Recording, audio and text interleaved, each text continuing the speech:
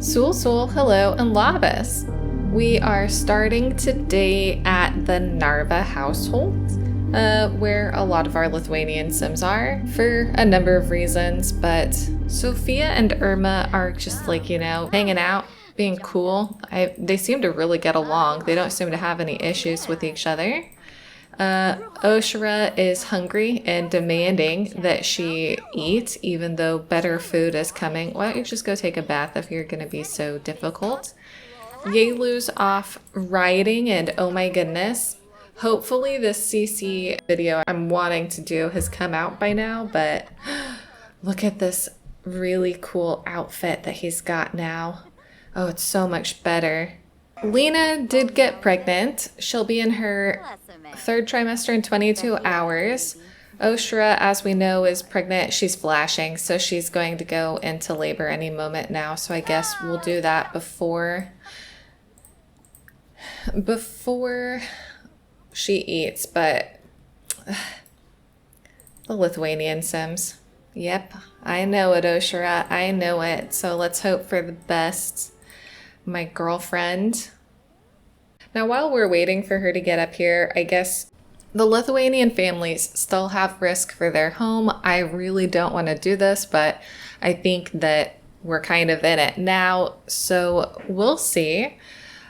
In this home risk roll, which if you have a better name, please let me know because it's so wieldy, but of a D10, if they roll a 4, that means there's a consequence. And we now only have 2 homes because Vilkas's home was destroyed last time. So for Darius's home, is there a consequence? No. And for Aušra and Yelu's home, is there a consequence? No. Okay. Easy peasy lemon squeezy. Oh, you look so cute, Aušra. I like your outfit. Journey to Batu is good for some stuff, right? Come on, Aušra. Be successful, Aušra. Oh, the baby is here. Okay. Let's just look for a name for the baby. So for the baby, she cannot roll the numbers 1, 5, 7, 10, 12, 15, 17, or 20. First one doesn't count, so... Oh, the baby's gonna live. The baby's gonna live. She got a 3. It's a miracle. It's a miracle. I've chosen the name Vitalia, which means life, as we might know. And oh my gosh, we actually have a living child. Congratulations, Aušra and Yelu. Oh, this is so exciting. Now, while we're just taking in the fact that Aušra is finally... Oh my goodness, okay, just kidding. Dovile's gone into labor, so we'll be back here in a minute. See you when we get to the gray strokes. You are hungry. Why don't you come in to eat some soup? You're fine. Just gotta go potty. Hey, Jeff1, can you please potty train Heath? What are you doing? Well, why are you outside, kid? And Dovilė, you said... You're doing this thing. I guess we did keep checking on you last episode because we knew that you were pretty close to being in labor, but I don't know why I always put the bassinets in such difficult places. Come on, Dovilė! Wow, she is so... Her pregnant bellies are so big. Oh, she's so pretty. So pretty, Dovilė. And baby must be here. A boy. Oh my gosh. Another boy? Cheese and crackers. I've gone with the name Hugo. It was suggested by Oh Danny Girl. And that way, I think it's kind of cute because they've got, Jeff 2. They've got James. So 2 J names. And then they've got Heath and Hugo. Dovile's family oriented. Oh yes, please do be. And then let's take care of little baby. They're just so beautiful and so wonderful. So Dovilė cannot roll the numbers 1 or 11. She's fine. And the baby Hugo cannot roll the numbers 1, 5, 7, 10, 12, 15, 17, or 20. Oh. The baby's not gonna make it. Well, this is pretty sad. I feel really bad for Dovilė. She and Jefferson have one more baby try left, so they might try again, but maybe we'll leave it for a little while. Oh my gosh, no! James is about to bite his brother again. Oh my gosh. Can you, Dovilė, I know you're sad. Can you please tell him, actually, maybe she's gonna yell at because she's upset.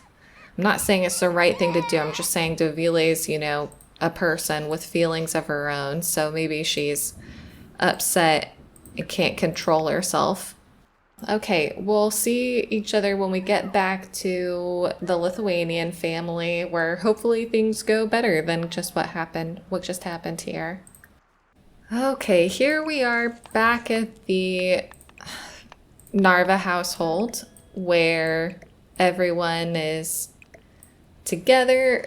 Aušra is super happy because she and Yelu have a surviving child, even though they've got some complicated feelings towards each other right now.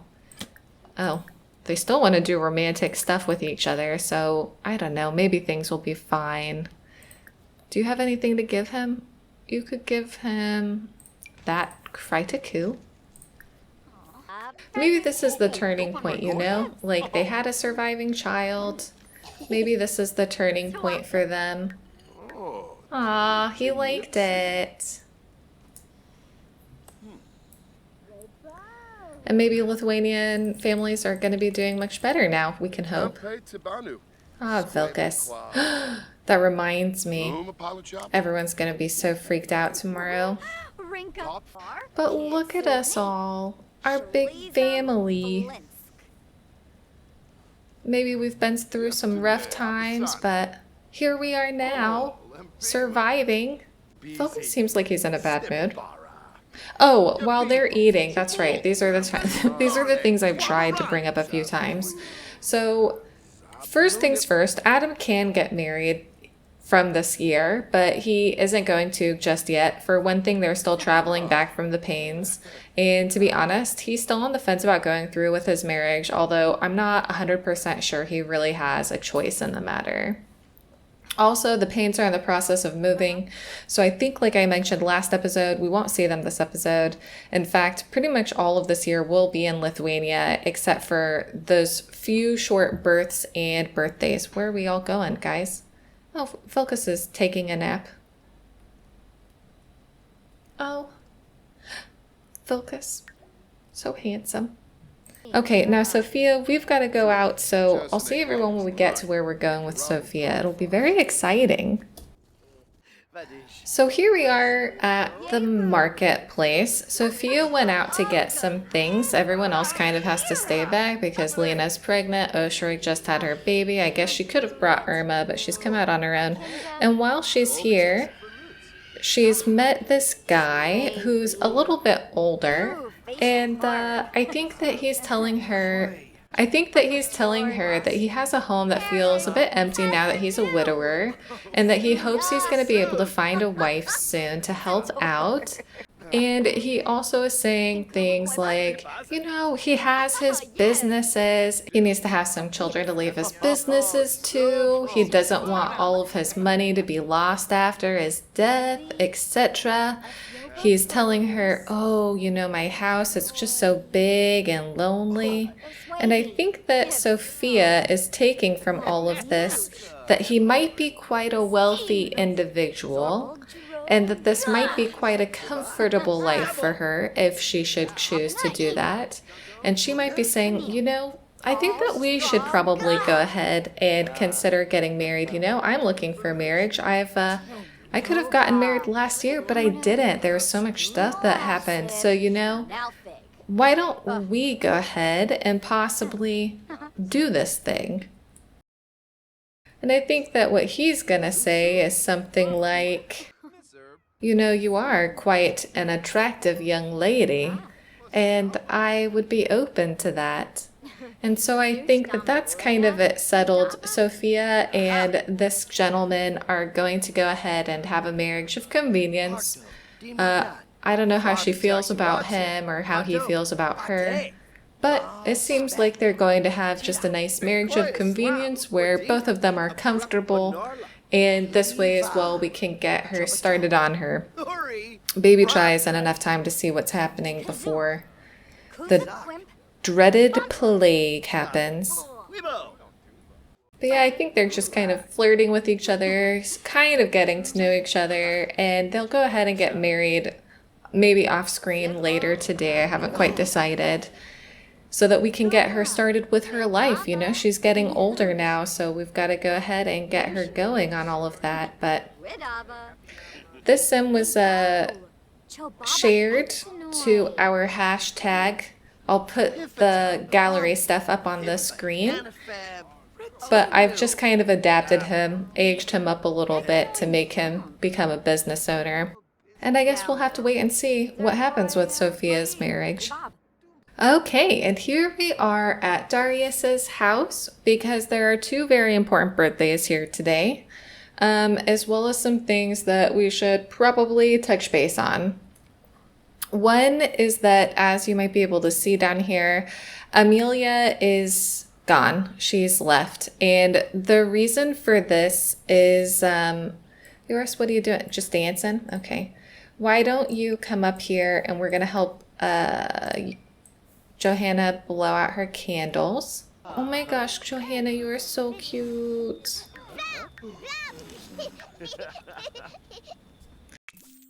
Angelic, you know, I knew that you were. I knew that you were. Then let's go ahead and add some more birthday candles. And Isabel, do you want to go ahead and come up here and maybe clean this? No, no, no, no, no. Joris, you will not. You will go here. Don't do it. Oh my goodness. Oof. Terrifying. Saw the cake's life flash before my eyes. Help blow out the candles for him. Happy birthday, Joris, as well. Joris, what trait will you have? Self-assured. Okie dokie. And what is your aspiration going to be? Of a D8? First one doesn't count, so it will be number 4. Number 4, social. That really works with self-assured. It really does. Okay, now, Isabel, do you mind maybe making a grand meal, a fish dinner perhaps, while we all are kind of just, you know, hanging out? Why don't you go ahead and give her a gift of Tentacle Tom? Okay, so like I was trying to say, Simas was actually traded, or what we might also consider sold, by the tavern owner to those people that he owed money to. Might also be people who frequently follow popular trade routes of this time, and they may have some certain destinations for Simas in mind, but we won't be able to really get to that this episode. But the fact that he's no longer in control of his own destiny, that he's been taken against his will, and he's kind of in captivity is important because divorce and separation did happen in the Middle Ages in certain situations, but we're only going to touch on 2 right now because they're relevant to the circumstance Simas and Amelija find themselves in. The main thing that this is relevant to is that men could divorce and remarry after 5 years if his wife was an adulterer or his wife had been taken as a slave. However, women could only remarry if her husband had become a slave and only if it was her first marriage. And so I think that Amelija is going to take advantage of that because she's lost her only child. She's been living in this house, which isn't hers, it's Darius's, surrounded by his 2 living illegitimate children and the memory of her loss. And let's be honest, like, this hasn't been a great relationship for her. It was arranged, and while they seemed to get along early on and she seemed to have all of these high hopes about what their future might hold, it basically all turned to ash right in front of her. And I don't think that she's in a healthy place emotionally, and I don't think she can really handle being in this situation with these children. And I feel like if she were to stay, she would probably become pretty bitter and vindictive. She wouldn't be able to accept this reality. She wouldn't be happy about it. And she would start taking that out on everyone around her. So she's heading out for a new start. She's going to leave this whole chapter of her life behind. Maybe she'll come back someday. I don't know, because of course Isabel is her sister, but her plan is not to stay here with them. And because she's still reeling from the loss of her son, she's going to stop by the tavern to tell Johanna's grandfather about his daughter's death.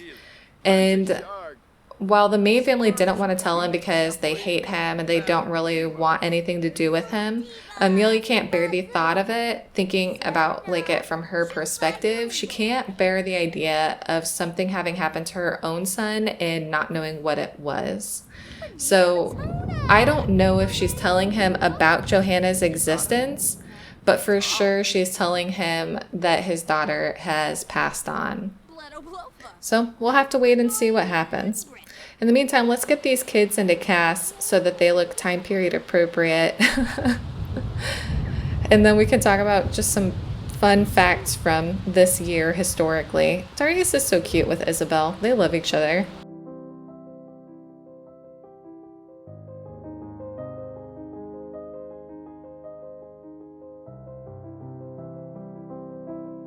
Johanna cannot roll the numbers 4, 8, 12, or 16. The first one doesn't count, so she's fine, thank goodness.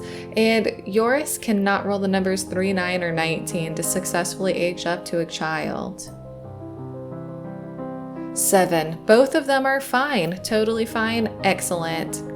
Good days here at this household as well.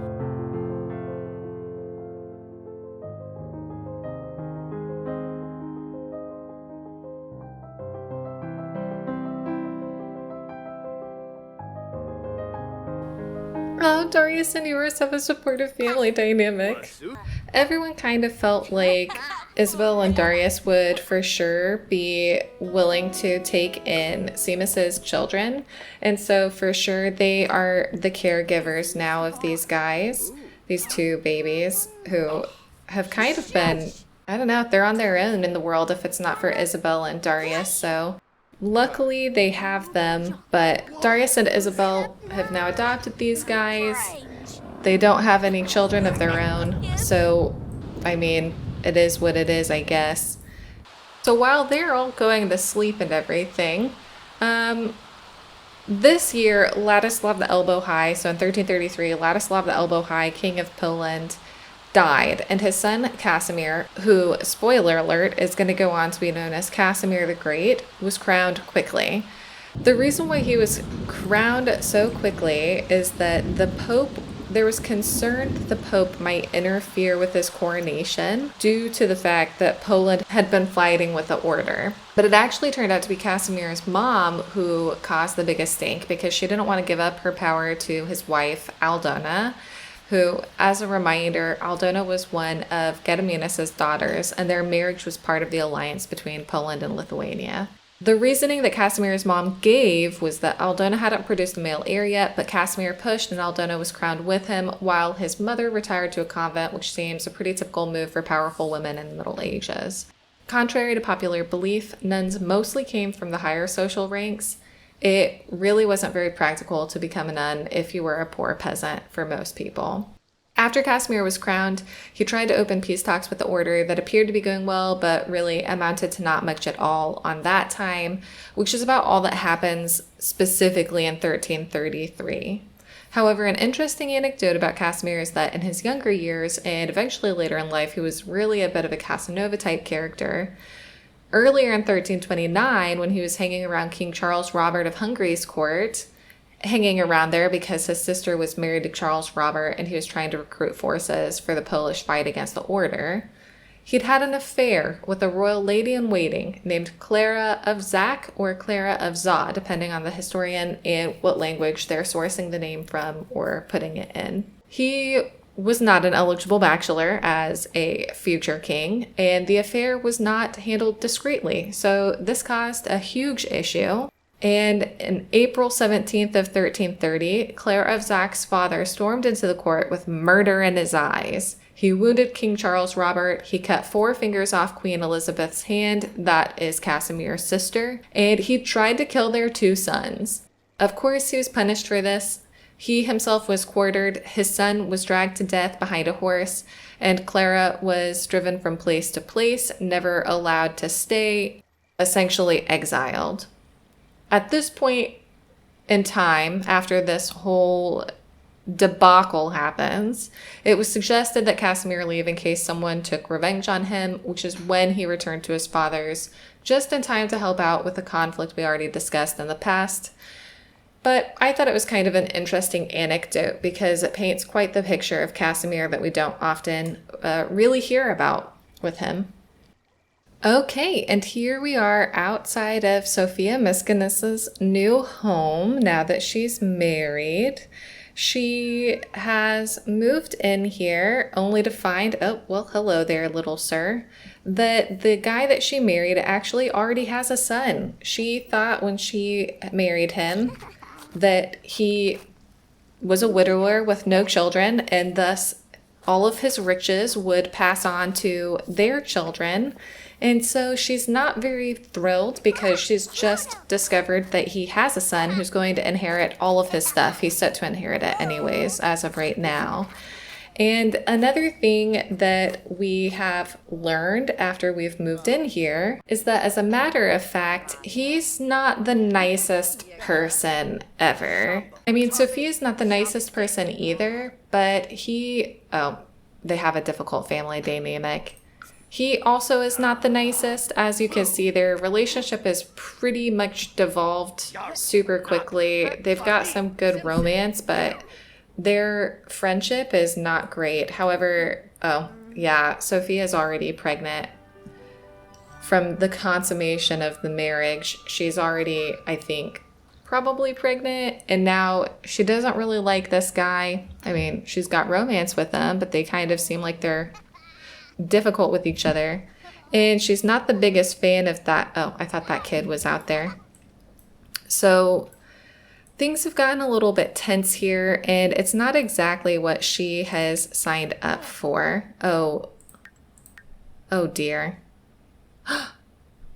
I'm not your housekeeper from being ordered to clean. Do I look like your maid? How about a please and thank you around here? Sofija may have been willing to help with cleaning if she was asked nicely, but we'll never know now. Oh my goodness. That's so Sofija. Not only that, but she has the want to make an enemy, and he also has that want. So, I don't know. Things are going to be tense around here. She definitely doesn't like this kid. What does he want? To become disliked by her? Well, maybe he's going to go over there and, can kids shove teens?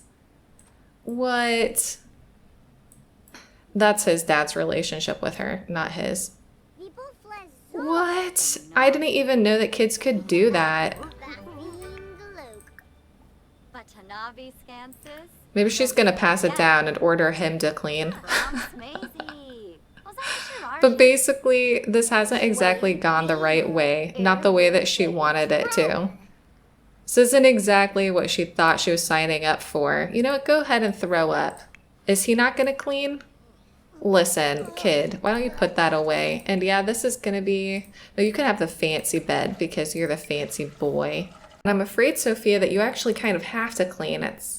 Things were a little bit different at this time in history. But I think that she's gonna call over Irma, and she's gonna ask Irma, her bestie. She's gonna ask Irma to come over, and I think she's actually gonna ask her to stay with them. Yeah, this guy... I'm sorry to the creator of him. He was a really nice sim, but he's not a nice sim in this save. But he does have a whole family that's kind of like hanging out. And in fact, his mom's name is Sif. She's only got 2 traits? How strange. Oh my gosh, Irma, I love you. I love these two together. Maybe Sofia's like... Oh my gosh, you won't believe what I've had to deal with here. These guys are so awful. I think she's gonna have like a deep conversation with her and talk about how she's not very pleased about the way that things have gone, and tell her about the situation and about how she thought that she was gonna be able to get a bunch of money, but instead there's already some kid who's in the way. And Irma, as we know, also has a goal of getting a bunch of money. That's what she wants. And she and Sofia are pretty much best friends. So they might be coming up with a little scheme, or they might be thinking, what are some ways that we can put our heads together to make this situation more palatable? Can we get this marriage annulled? Is this kid really that healthy? What kind of things can we do to make this more amenable? And so I think Sofia is actually going to ask Irma to move in with her for now and say, oh, you know, do you want to just help me sort of like get settled in here? And the husband's just going to have to deal with that because Sofia is a bit strong-willed and I don't think she's going to take no for an answer, especially now that she suspects she might be pregnant. So Irma's getting added to our household for now. She won't stay here for forever. And what is he doing? He's gonna go chat with her? A friendly introduction, huh? Okay, let's see how this goes. Oh my goodness.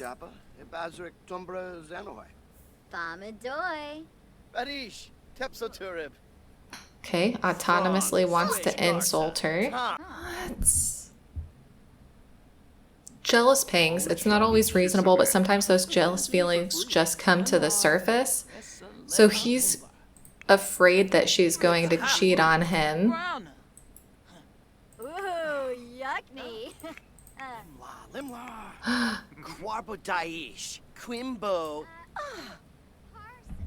So yeah, we'll go back and we'll see. Oh my gosh, they are starting to really dislike each other. But yeah, we'll go back and see Vilkas because it is his birthday today.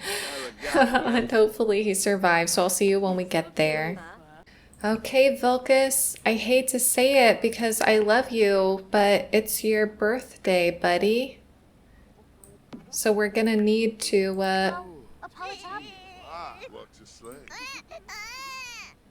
Oh, they're off. We'll deal with that in a second. Actually, do you mind terribly? Can you go ahead and just take care of this baby for us, just for now? But yeah, today it's Vilkas's birthday to an elder, if you can believe it. I can't believe it. It's just kind of crazy to me. We've had him as our family for so long. I cannot believe that this is actually happening. Oh my gosh, they're going and doing it in this bush? Of the flower bush? Who decided this? It wasn't me. They did that on their own. But yeah, it's time for Vilkas to age up. He's gonna be a really grown guy. I can't believe it. His elder birthday after all of this time. But I guess we have had him since the very beginning, and he was already a teenager when that happened. Partway through his teenagehood as well, not even at the... Okay, Aušra, hang in there. But yep, Vilkas, happy birthday, buddy. We love you. You're very much loved.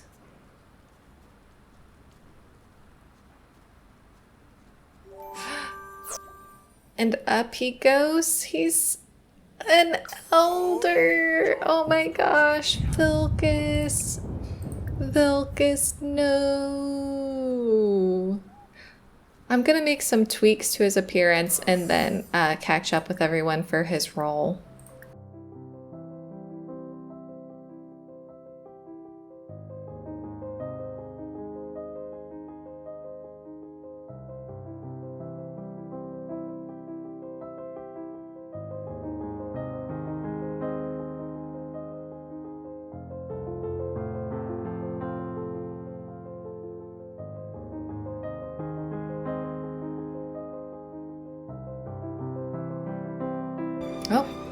Oh dear. Oh, Vilkas, you're an oldie now. Go ahead and have a bite to eat. And Lena, will you come sit with him? And that way we can do his roles.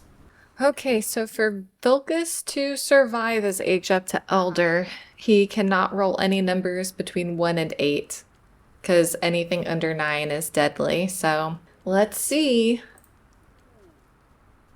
Oh no. That's not a surviving number. Okay, I'm gonna roll another number to see how many years before he passes, since we've kind of instituted that. This way we can see maybe he gets to live to see his child born and maybe survive. But you won't see this. Oh dear.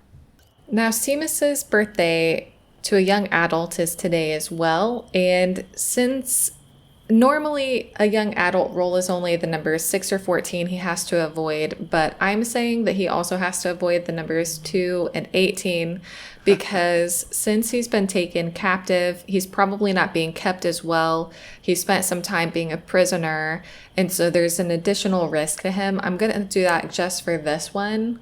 So he has to avoid, in this case, the numbers 2, 6, 14, and 18. The first one doesn't count, so... You have to be kidding me!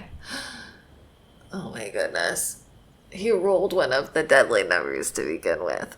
Oh no, I thought things were looking at the Miskinis line. This is bad. Okay, how many years would he have left? You won't see this. Okay, well, there you have it. Not ideal, shall we say. Certainly not ideal. Why is everyone cleaning up? What are you doing? Not ideal. Things have taken a pretty stark turn. Oh,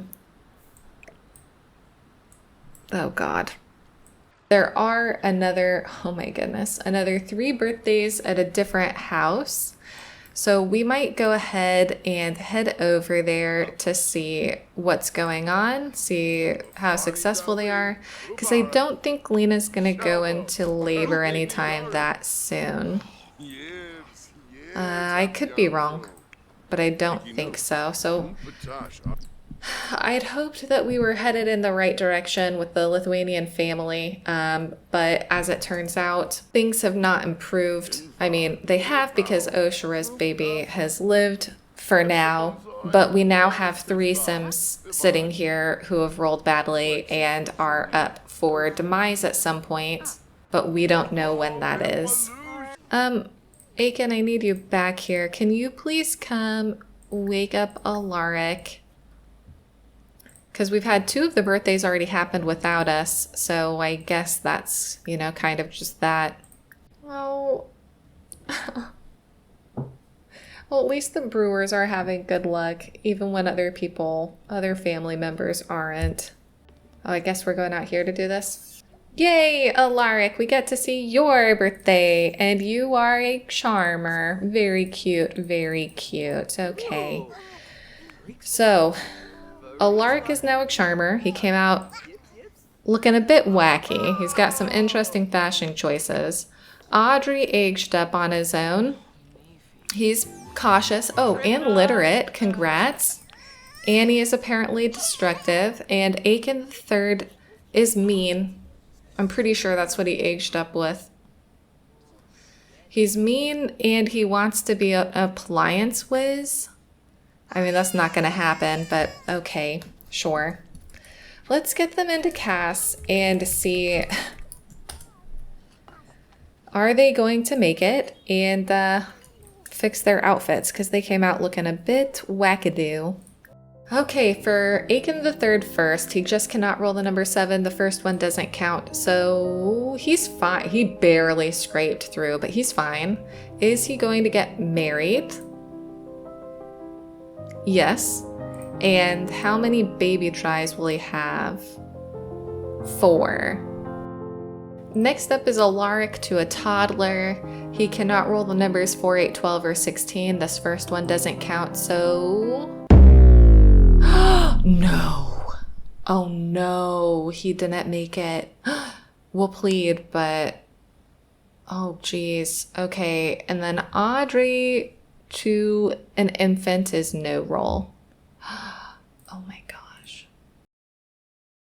Oh my goodness. Okay, so let's go ahead and try and plead for him. Everyone come here together.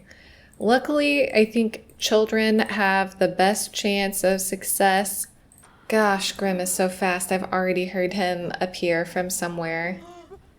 Okay, listen, Alexander, you've been saved before, so I'm gonna need you to give this a try, man.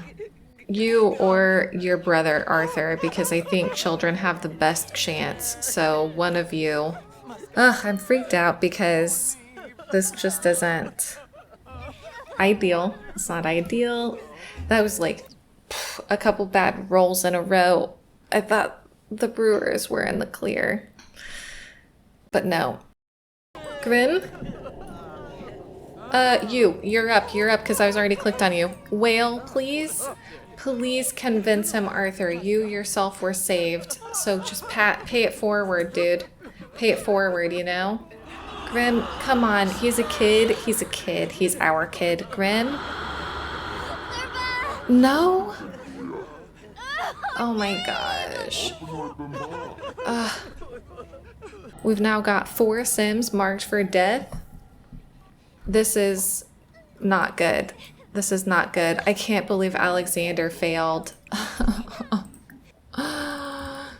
My eye is literally twitching right now from literally twitching because I guess it's just too much. So I guess to recap this year, things went well in the first half of the year for most of England. Everyone had good luck, you know, in most of England, and our main family bought their way out of serfdom and are on their way to a better life, and Beatrice is on her way to a better life. And then this half year started off well. Aušra finally had a living child. It was a dream come true. Sofia got married, and then luck turned, and from there it was kind of 50-50, and I don't know, it ended on a sad note. So I don't know, things are rough out here. That's the tides of fate, though. I guess we had so much good luck for a while, we knew it had to come round and swing the other way. So thanks everyone for watching. I hope that you've enjoyed this part, if that's the word. I will see you in the year 1334. Bye bye.